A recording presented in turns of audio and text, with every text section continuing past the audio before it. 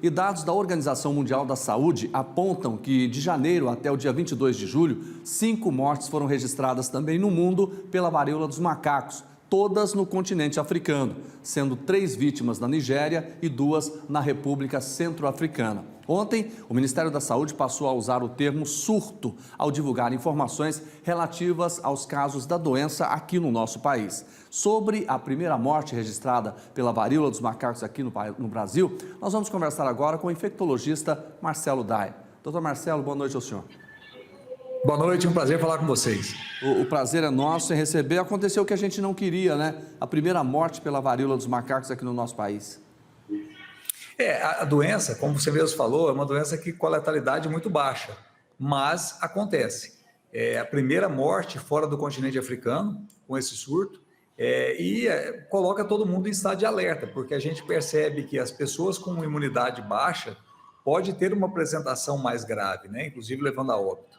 E mesmo nos casos que não acontecem óbitos, a doença pode evoluir de uma maneira mais insatisfatória, com quadros graves, apresentações graves da doença, né? Desconforto anal, desconforto genital. Então, nós temos que ter muita atenção, pensar na doença, pensar em diagnósticos mais rápidos. O estado de Goiás está levando aí em torno de 7 a 10 dias para ter um resultado da doença. Eu acho que a gente precisa tentar agilizar isso com maior intensidade, para que os bloqueios sejam mais efetivos.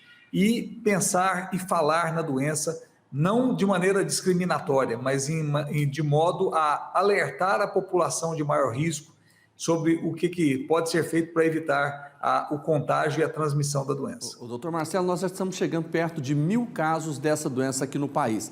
Esse crescimento está evoluindo de forma muito rápida, na opinião do senhor?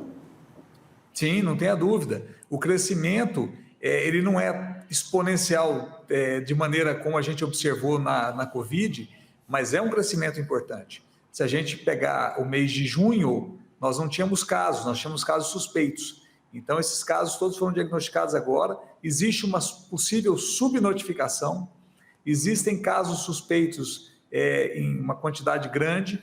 Então, a gente precisa agilizar o resultado para que as ações de bloqueio sejam feitas com maior rapidez e sejam mais efetivas. Agora, se a gente falar da Covid, a gente percebe que o Brasil demorou um pouco realmente a aderir à questão da compra das vacinas. Nesse caso, agora da varíola, o Ministério da Saúde está agindo como deveria ou não?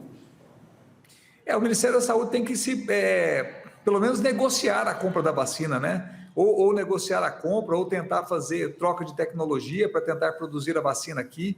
Mas o meio mais fácil agora é comprar uma quantidade de doses, vacinar os grupos de maior risco, para tentar conter a transmissão nesse grupo e até fazer a troca de tecnologia para que a gente consiga produzir a vacina aqui no Brasil também.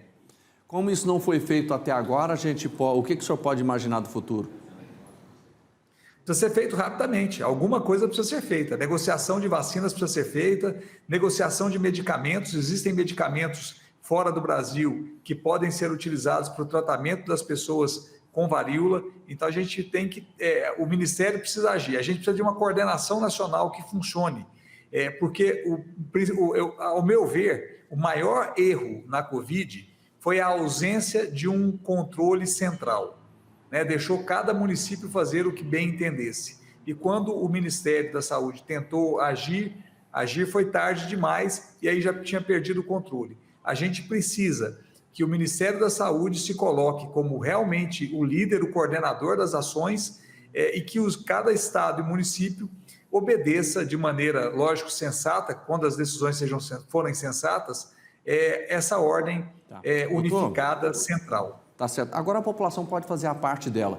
Vamos informar as pessoas quais são os sintomas, como é que ela percebe que ela pode estar com essa doença? Normalmente os pacientes costumam ter febre, mal-estar, e aí começam a surgir as bolhas ou vesículas, né? Não são vesículas, porque são pequenas bolhas que acontecem.